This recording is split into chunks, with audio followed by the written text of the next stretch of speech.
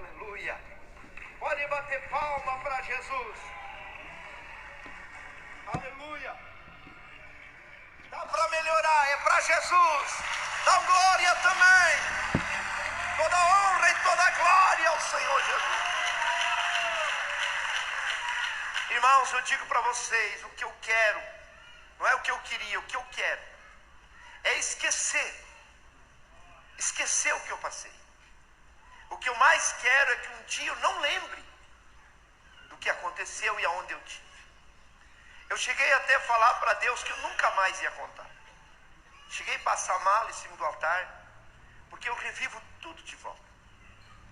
Mas como Deus tocou no coração do missionário, eu sei que vai edificar a sua vida. É forte, é muito forte.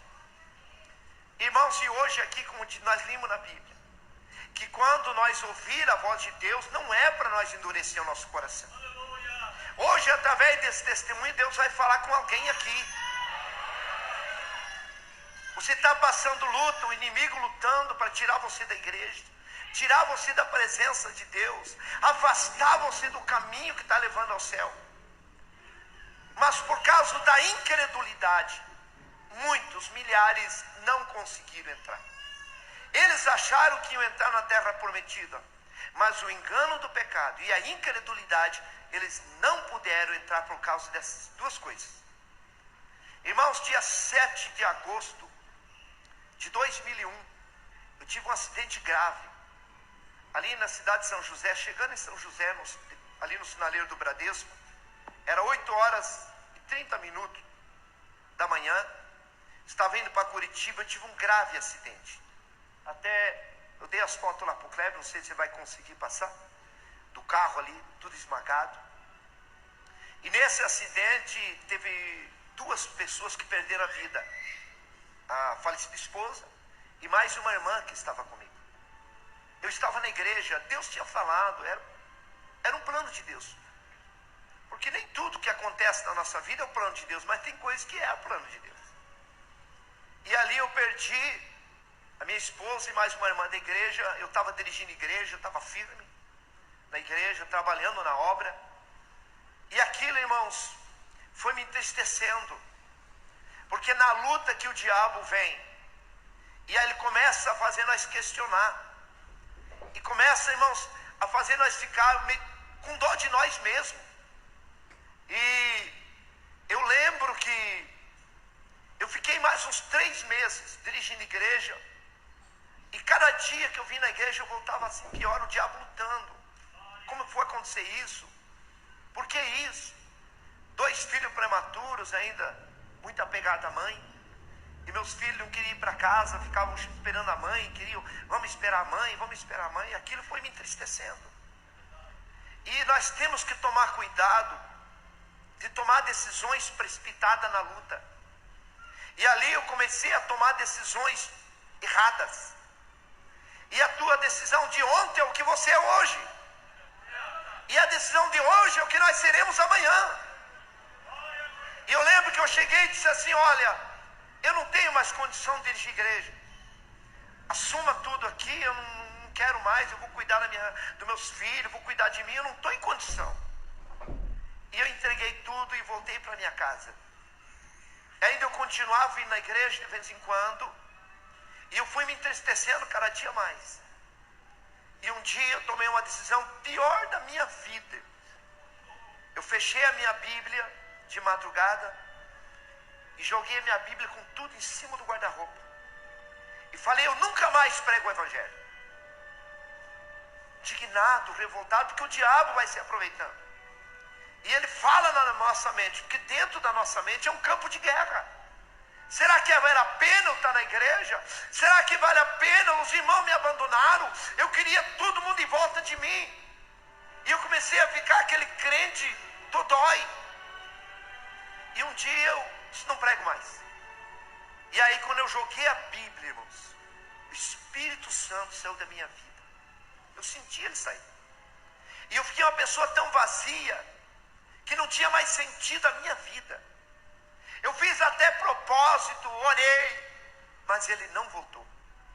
É por isso que diz a Bíblia no livro de Efésios 4, entristeça o Espírito Santo que foi dado para vós.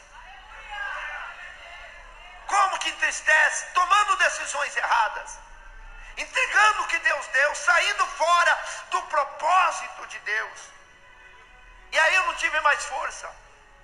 Tentei ir para a igreja, eu entrava um pouquinho, eu saía chorando. E eu falei, eu nunca mais vou para a igreja. Fazia 9 meses e 3 dias do primeiro acidente, eu tive o segundo acidente. Porque ali, irmão, no primeiro acidente, meu carro moeu. O caminhão bateu, tombou em cima. Eu fiquei 1h30 embaixo do caminhão, esmagado, engolindo areia, o caminhão carregado de areia, mas só trincou um fio de costela. Eles me queimaram as costas, cortando a ferragem, mas quando eles endireitaram o assento, ainda eu falei, tirem ela. Eles, não, ela não tem mais jeito. E as duas que estavam junto comigo foram a óbito.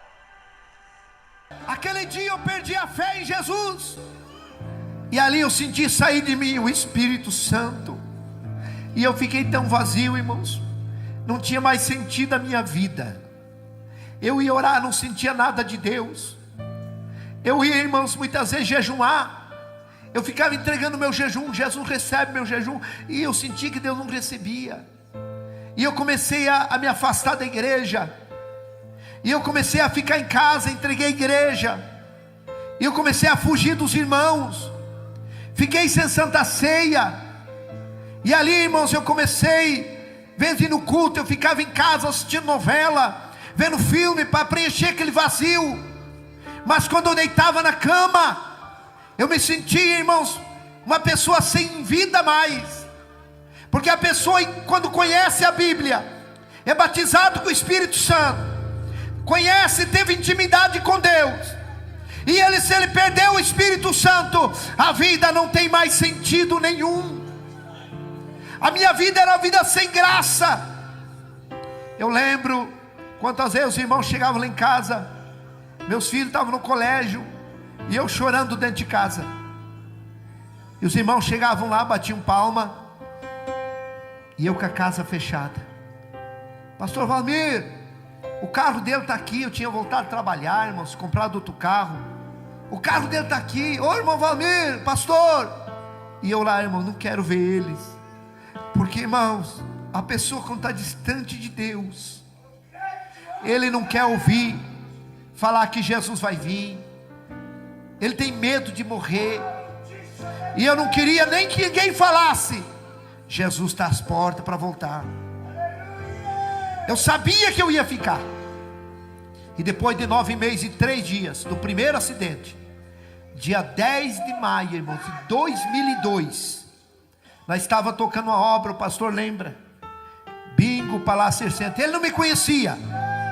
Foi esses dias que eu dando entrevista no rádio, que o pastor ficou sabendo que era eu, aqui no púlpito, que ele ficou sabendo que era eu, o funcionário que tinha se acidentado. Dia 10 de maio de 2002, eu saindo de casa, Deus falou comigo ainda, irmãos. Por isso que Deus sempre avisa. Essa palavra, quando ouvi a voz do Senhor, não endureça o coração. Irmãos, eu fui até a garagem, eu chorei, porque Deus falou comigo, não vá trabalhar hoje. Eu fui até o carro, voltei até o carro, mas eu tinha 4 funcionários, e nós éramos 2 responsáveis por 52 funcionários. E ali, irmãos, eu falei, eu não posso, eu tenho que ir. E eu peguei meu carro e fui. Quando eu cheguei na obra, tinha um obreiro, que era um funcionário meu, o irmão Rubens. Esse irmão Rubens, ele era crente, dirigente de igreja. E ele veio e me abraçou e disse assim, pastor Valmir, volte para a igreja. Jesus está voltando a ser mortal, pastor. E eu falei ainda para ele, onde é que você vai pregar hoje? Ele falou, eu vou pregar na minha igreja. Ele dirigia uma igreja lá em Contenda. Eu falei, então hoje eu vou lá. Vou lá na tua igreja hoje, pegar o carro, os piá e vou lá. E vou reconciliar. Ele disse, então vai lá hoje. Mas para ele parar de falar. Eu não ia. Eu só falei aquilo só para ele parar de falar que Jesus ia vir. Irmãos, 11h30 da manhã, eu subi para ajudar em cima do telhado. para ajudar, irmãos, os carpinteiros a cobrir ali aquele barracão. E ali, irmãos, eu ajudando um servente a levar uma telha. Eu não sei se não foi o diabo, irmãos, que fez aquilo. Ele numa ponta da telha, eu levando na outra, e deu um vento tão forte, que me desequilibrou. Eu estava sem cinto, não tinha cinto para mim, e aí eu desequilibrei em cima daquela tábua, e eu me obriguei a pisar na telha, essas telhas de 6 milímetros, e quando eu pisei na telha, a telha furou, ela quebrou. Quando afundou minha perna, eu gritei: meu Deus, eu vou morrer e eu estou desviado, porque eu sabia aonde eu ia cair. Ou era ferro de ponta, ou era essas pedras de calçamento paralelepípedo, porque ali era um estacionamento. Nós ia fazendo os barracões, ia tirando as pedras e jogando em cima do concreto. E quando afundou minha perna, eu tentei me agarrar, não foi quebrando, e eu vim 8,70 metros a 9 metros de altura. Eu caí, irmãos, de cabeça em cima daquele monte de pedra. Ainda eu levei as minhas mãos. Esse braço, irmão, é tudo platina. Ele ficou mais curto. Olha o tanto que ele é mais curto. Esse aqui também, irmãos, tem pino e platina. O meu joelho esquerdo, eu não tenho patela, é um pedacinho de ferro e pino. Pela medicina eu não podia andar. Eu mexo com a minha perna assim, estrala pino com pino. E eu caí e bati minha cabeça em cima daquelas pedras. Quebrou todo o meu crânio, irmãos. Deu traumatismo craniano. E ali quando eu caí no chão, ainda agonizando, eu tentei reconciliar. Já entrei em coma. E quando eu entrei em coma, que apagou tudo, eu comecei a ver uma neblina branca. Eu já estava morto ali. Eu vi uma neblina branca e comecei, eu falei: meu Deus, o que aconteceu comigo? Aí eu vi, irmãos, a morte vindo. Ela é idêntica a essas lesmas que tem na parede do banheiro, só que ela era do tamanho de um caminhão. Ela vinha voando assim, e eu já deduzi a morte. E eu gritei: morte não, eu não posso morrer, eu estou desviado. E ela veio e me engoliu. Quando ela me engoliu, irmão, eu saí do meu corpo. Eu saí do meu corpo, eu já estava só o espírito. E eu fiquei uns 4, 5 metros de altura. E eu vi o meu corpo caído no chão. Eu vi esse irmão Rubens que falou para mim, me acudindo ali, me socorrendo. E eu disse assim: irmão Rubens, me ajude a voltar para o meu corpo. Eu saí do meu corpo. Vida após a morte é tão normal, tão real como essa aqui, irmãos. A gente vê, é normal, é natural assim, é real igual aqui, ó. Você, irmão, quando a gente morre, a gente vê o nosso corpo no chão, igual você vê a tua roupa, teu calçado. Eu dizia: meu Deus, eu saí do meu corpo. Olha lá, meu corpo, é ele. Irmão Rubem, eu quero voltar, me ajude. Mas ele não me escutava, porque nós não conseguimos escutar a voz de espírito. Eu tinha saído do meu corpo. Para tudo tem um jeito, mas para a morte não há jeito a não ser Jesus, irmãos. Se Deus não te levar você vivo para o céu no arrebatamento, com certeza você irá ver o teu corpo também. Aleluia. E ali, irmãos, eu estava no ar, sem domínio, não sabia para onde ir. E eu gritava: meu Deus, me ajuda a voltar para o meu corpo. Eu vou voltar para a igreja. De repente ouvimos uma gargalhada, aquela risada debochada, aquela gargalhada debochada. E eu olhei assim, eu vi 2 demônios me olhando. Terrível, irmãos. Como fosse um cachorro, um cão assim, cabeça de cachorro, mão de pessoas, mas ele não tinha dedo, eles tinham garras. E eles falaram assim para mim: agora não tem mais jeito, agora você está morto. E começaram a dar aquelas gargalhadas. E eu gritava: não, eu sou crente, tentando enganar o diabo. Irmãos, e eles sem misericórdia me pegaram, me levaram para o lado esquerdo, para esse lado. E ali eles me levaram e me jogaram dentro de um poço, de um túnel assim, ó. Pá, igual joga um lixo. Irmãos, vida após a morte é tão real, que eu dizia, não é verdade que eu morri. Eu vou me acordar, é um sonho, é um pesadelo. E quando eu acordar desse pesadelo, eu vou voltar para a igreja. Mas eu abria meu olho, eu via, irmãos, a boca daquele poço, daquele túnel, ficando para cima e eu caindo.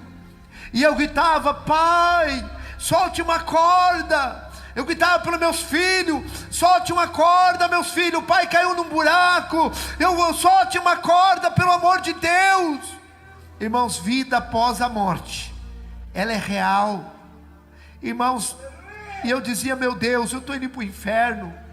A minha esposa está no céu porque eu desviei. Irmãos, enquanto nós estamos vivos, nós muitas vezes defendemos nossos erros. Nós mesmo, até mesmo escondemos as coisas, negamos. Mas quando a pessoa morre, a gente fala o que está na consciência. E ali eu começava a dizer, falar minhas falhas, porque eu desviei. Porque o desviado do evangelho, irmãos, é a partir do momento que ele decide, não vou mais na igreja, não vou mais tomar ceia, não vou mais pregar o evangelho. É a tua decisão de ontem, é o que você é hoje. E a tua decisão de hoje é o que nós seremos amanhã. Que a tua decisão seja servir a Deus. Que a tua decisão seja não sair fora dos caminhos do Senhor. E ali, irmãos, eu sem mais nenhuma esperança. Porque a coisa mais triste é o desprezo. Você sabe que a coisa mais triste da vida da pessoa é o desprezo. E uma pessoa que morre sem salvação, ele se sente o pior lixo. Melhor nem ter nascido, porque ele grita, ninguém responde. Quantas pessoas que estão lá no abismo, e eles estão gritando, talvez até para o meu nome, para o teu nome, e nós não estamos nem aí. Irmãos, não tem como socorrer uma pessoa que está lá no abismo. E eu caindo, de repente sumiu, foi ficando escuro, e eu fui entrando numa escuridão terrível, e eu gritando, mas não era um poço pequeno, irmãos, era maior que essa igreja, era enorme, e muitas pessoas caíam também gritando comigo. E eu comecei a ouvir gritos aterrorizantes, que vinha lá de baixo, de milhares de pessoas. Não era grito de ai. Eu já ajudei a cuidar pessoas, irmãos, em fase terminal de câncer. E irmãos, só o gemido das pessoas. Você não consegue comer, você não consegue ter paz. Quem já ajudou a cuidar pessoas assim? Você sabe o que eu estou falando. Aquele ai, não tem como você nem comer.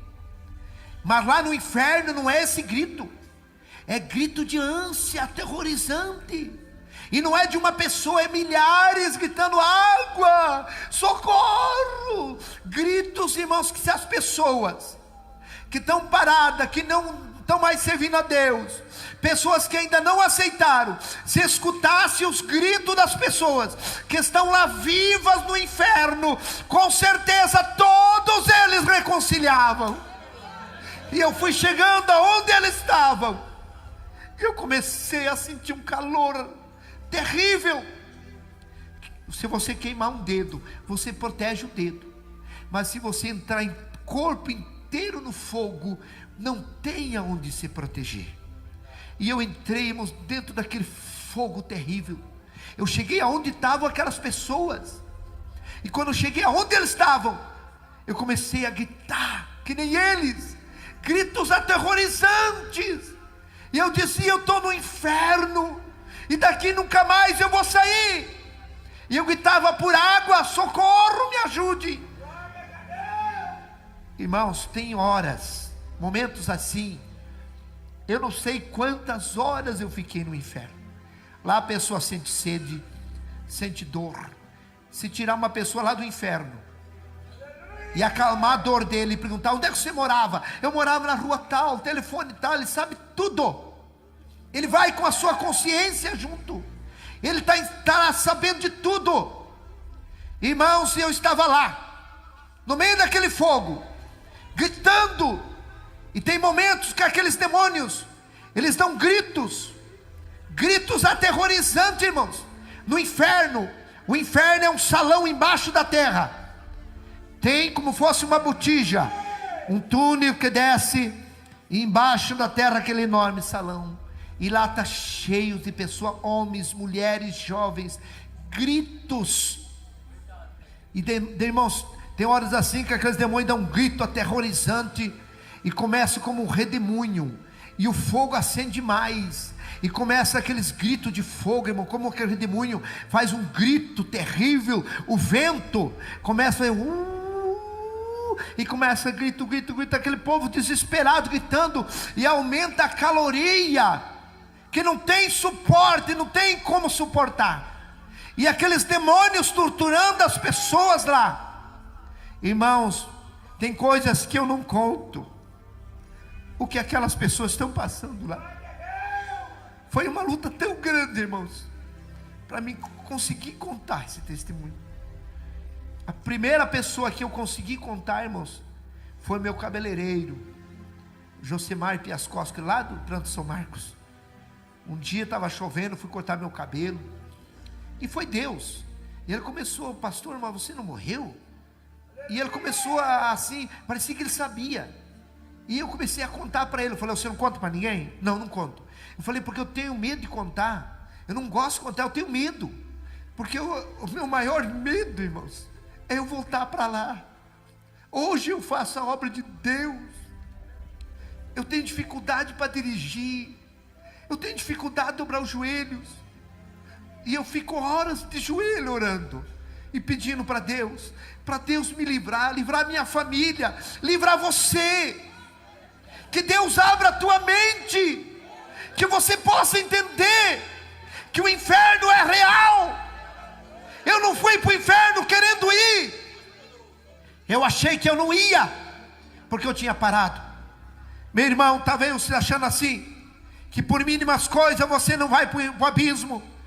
Conserta a tua vida, volta para Jesus, volta enquanto é cedo. Porque, irmãos, como diz no livro de Tiago, capítulo 4, e versículo 13, um dia de madrugada eu achei esse versículo, e diz assim, ó: eis aí agora você, pode ler lá em Tiago 4,13, que diz: hoje ou amanhã irei para tal cidade, e ali passarei um ano, negociaremos e teremos muito lucro. E diz assim, ó: e você não sabe que a vossa vida é apenas um vapor, uma neblina, que aparece e logo desaparece. Hoje eu estou aqui vivo, amanhã não sei. Hoje você está ouvindo um testemunho real. O inferno existe, o céu existe. O diabo, ele quer nos enganar. O diabo não quer que ninguém pense que o inferno existe. Ele quer fazer nós esquecer. Ele quer que nós pensemos só em trabalhar, em sonhos e correr atrás do dinheiro. O dinheiro é benção, sonho é benção, mas Deus tem que estar em primeiro lugar na nossa vida. A minha casa vai ficar, o meu carro vai ficar, a minha esposa vai ficar se Deus me levar. E lá eu vou ter que prestar conta diante de Deus.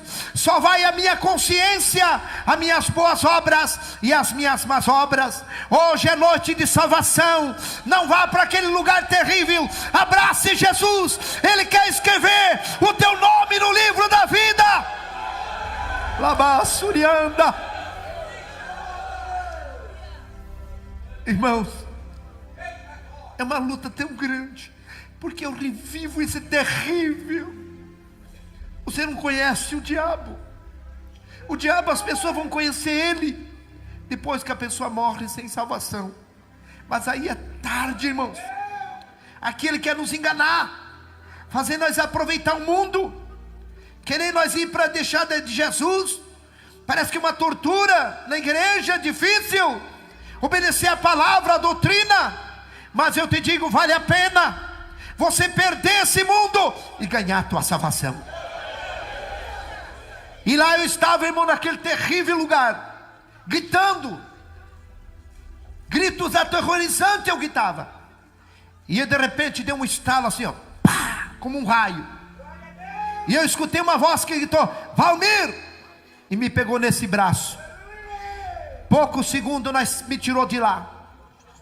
E quando nós saímos no claro do mundo, eu gritava, eu chorava de dor. E ele falava bem calmo, que eu creio que é o próprio Jesus. Não chore. Eu dizia: Senhor, eu estou tudo queimado. E ele deu um sopro, aliviou. E ele disse: vamos lá na terra, eu vou mostrar o meu caminho para você. Nós viemos, eu conhecia a cidade. Ele me levava assim voando. Irmãos, eu era como um germe na mão dele, muito pequeno. Ele me levava segurando pela mão, voando. 3 vezes eu tentei olhar para ele, ele me virou e me tampou com a sua mão. E ele conversando: olha, aqui é meu caminho. E vimos aquele caminho mais estreito que o corredor, dávamos menos 1 metro, reto. E ele era como fosse aterrado, para cá lama e água, para cá lama e água. Do lado direito do trilho, lama e água. Do lado esquerdo, aquela lama com água. Mas o caminho era reto, enxuto, como tivesse aterrado ali. E ele disse: esse é meu caminho, quem for até o fim terá vida eterna. Eu vi um irmão vindo com a Bíblia, e ele passou por nós, angustiado, caminhando rápido, com aquela Bíblia abraçado. E o Senhor falou: está vendo meu filho? Ele está passando grandes lutas, mas ele vai até o fim. Você pode passar luta, você pode ter até decepções, mas não desista. Jesus acredita que você vai ir até o fim. Vi uma irmã com um bebezinho nos braços e puxando um menininho, ela chorando. Eu creio que é essas irmãs que levam a cruz sozinha, os filhos, vamos para a igreja, ninguém vai, mas ela vai com os filhos. E vinha aquela irmã também, passou e foi, chorando. A mesma coisa o Senhor falou: a minha filha está passando grandes aflições, mas ela vai até o fim. Ela não viu nós via ela. E ali vinha 2 jovens, um vinha falando mal, irmãos, do caminho de Jesus. Ah, isso aqui é ilusão. Ah, eu não quero ficar mais aqui. Ah, nós estamos perdendo de aproveitar a vida. E tinha um que escutava, irmãos, caminhando assim de costa, escutando, bem assim ele caminhava, escutando. E o outro falando. E esse que estava escutando falou assim, ó: ah, eu vou sair do caminho, eu não vou ficar mais aqui. E ele decidiu, saiu naquela lama andando, e começou a ficar como fosse embriagado, como fosse um epilético, assim, uma epilepsia. E ele caiu. Quando ele caiu, ele ficou dormindo. Aí o outro começou a gritar: fulano, fulano, o que você está fazendo aí? Sai daí. Aí ele olhou para cá, olhou para lá: ah, eu também vou lá com ele. E a mesma coisa, também caiu dormindo naquele barro. Aí o Senhor Jesus disse: olhe, são as pessoas que saíram do meu caminho. Um mar de gente deitada naquela lama, pessoas dormindo. Eu vi um pastor com a Bíblia grande, deitado de terno azul marinho, dá para ver assim, ó, deitado na lama, ele dormindo. Eu falei: olha ali, esse aqui é um pastor. Jesus falou: sim, esse aqui é um pastor. Mas eu falei: ele está dormindo aqui na lama. Aí Jesus falou irado: esse aqui, para ele nada mais é pecado. A consciência dele cauterizou. Está ele e seus seguidores aqui na lama dormindo. Sem santidade ninguém verá o. Tem muitos pastores que abrem as portas, nada mais é pecado, tudo pode, para segurar o povo na igreja. Cuidado, meu irmão, tem muitos pastores dormindo na lama. Não vai para a lama não, fica com Jesus. Fica com Jesus. Do lado direito estavam todos eles dormindo, e eu entendi uma coisa. E do lado esquerdo estavam eles conscientes, acordados, mas na lama. Existem 2 tipos de pessoas na igreja, irmão: fracassado, desviado. Tem um que sai da igreja e fica bom para ele, e tem outro que ele quer voltar e não consegue. Do lado esquerdo tinha um moço, assim de 4 pés, como diz, com as mãos pichadas para frente, naquela lama. E ele gritava: eu quero voltar, 50 centímetros. para voltarmos do caminho. E ele dizia: eu quero voltar, mas não tinha força, as mãos travadas. Aí Jesus falou: esse aqui quer voltar, mas ele não quer se desprender. Quantas pessoas querem voltar para os caminhos, mas não quer se desprender do mundo? Quer voltar, grita, tem vontade, mas não quer se desprender. Se desprenda, meu irmão, aleluia. Ele fazia força com as pernas, mas as mãos segurava. Que nada segure você de voltar para Jesus hoje, decidido. Tinha mais à frente um casal. Posso contar, irmão? Tem parte que é pesado. Posso contar? Quem concorda? Tem coisas, irmãos, que eu não posso nem contar, mas eu vou contar aqui. Tinha um casal na frente assim, irmãos, um rapaz e uma moça. Estavam seminus, só de roupa íntimas, como tivesse aquele namoro escandaloso. E eles, pura ferida, irmãos, Deus vê as pessoas tão de perto. Eu estava 2 metros longe deles, nós olhando eles assim, ó. Eu fiquei com vergonha do que eles estavam fazendo. E ali ela abraçou ele bem forte, beijando ele, e começou a cravar os dedos nas costas dele numa ferida. E ele empurrou ela assim, e ela tirou um pedaço de carne dele. E ele falou: vamos parar, eu não quero mais, chega. E ela, fingindo de chorar, dizia: eu não vivo sem você, eu amo você. E ela reconquistou ele, abraçou ele assim, deu um sorriso e começou a comer aquela carne dele. Eu falei: meu Deus, olha o que essa moça está fazendo. Jesus falou: essa aqui não é a mulher dele, eles estão em adultério. Chama, irmãos, aquelas feridas é a chaga do adultério. Quem entendeu, diga amém. Eu vou contar, como diz, pular um pedaço do meu testemunho, vou abreviar. Jesus me pôs de volta no caminho e disse assim: vai, filho. Eu comecei a chorar e dizer: não me solte, não quero voltar para aquele lugar. Aí Jesus me pegou pelos 2 braços e firmou e falou assim: ó, firma tuas pernas. Aí eu tive força, ele estendeu o braço e eu comecei a andar, acompanhando o braço dele, chorando. Eu desse tamanhinho, acompanhando aquele braço grande, aquele guarda-pó branco, aquela manga comprida.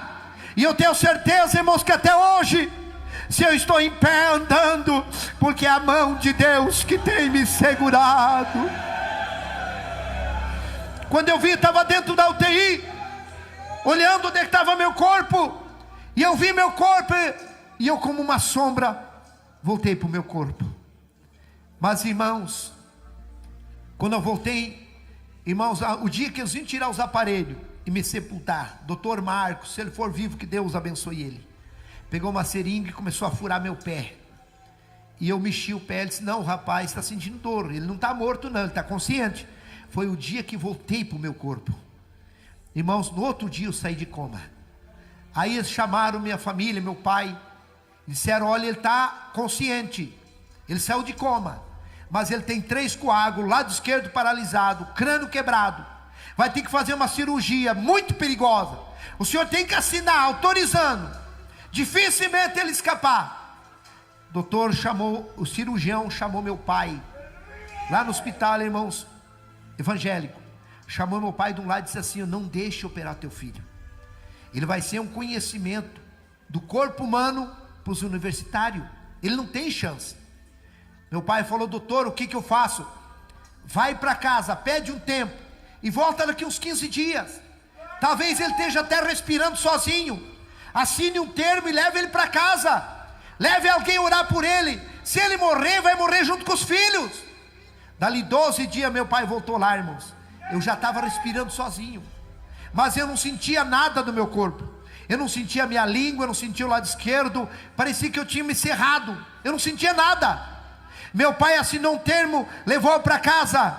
No 5º dia, irmãos, que eu estava em casa, morrendo novamente, eles batiam no liquidificador, ali o alimento, abria minha boca com um cabo de colher, engole, pai, engole. Eu não conseguia, eu não sentia comida na minha boca. Eu estava, irmãos, eu chorava de fome e sede. Eu começava a gritar. Eles iam lá, irmãos, diziam: pai, o senhor está com fome? Fique quieto. Eu continuava gritando: pai, o senhor quer ir no banheiro? Fique quieto, pare de gritar. Eu continuava gritando. O senhor está com dor? Continue gritando. Eu continuava. Eles me davam 80, 70 gotas de pirona e eu desmaiava.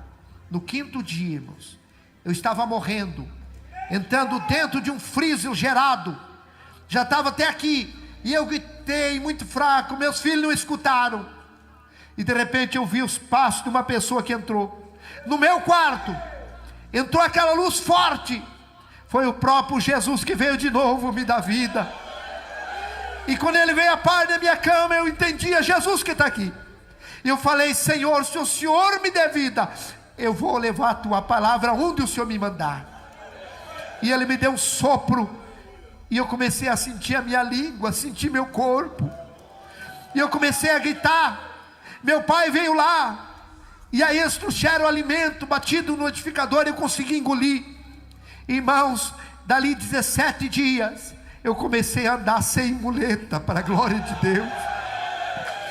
Eu estou aqui vivo, falando que Jesus vivo. Jesus está vivo, igreja. Ele cura. Não existe nada difícil para Deus. Que Deus te abençoe. Hoje Deus restaurou minha vida. Deus me deu uma outra esposa abençoada, está aqui. Depois de 3 anos de viúvo, me casei. Deus me deu o Misael. Irmãos, a maioria da minha família não vem. Pai, o senhor vai contar o testemunho? Vou. Então não vou, pai. Então ficar em casa, eu não gosto de ouvir, pai, porque eles sabem, eles me acompanharam. Aleluia. Daí minha esposa veio para me ajudar. É tão difícil, meu irmão, em nome de Jesus Cristo, você que está parado, volte. Talvez, irmãos, eu saí para trabalhar 11h30 da manhã, eu estava morto. Talvez seja o último culto teu, talvez seja o último testemunho, que Deus não deixou você morrer, para você ouvir e saber que o inferno existe, e que Jesus quer te salvar, que Jesus quer te perdoar. Talvez o diabo tenha falado que você não tem perdão. É o diabo que fala na mente, porque na nossa mente é um campo de guerra. Aqui dentro ele trabalha, ele luta, mas também Deus trabalha e Deus luta. O diabo luta com a incredulidade, e Deus luta para nós crer, porque tudo é possível aquele que nele crê. Eu quero orar para Jesus curar.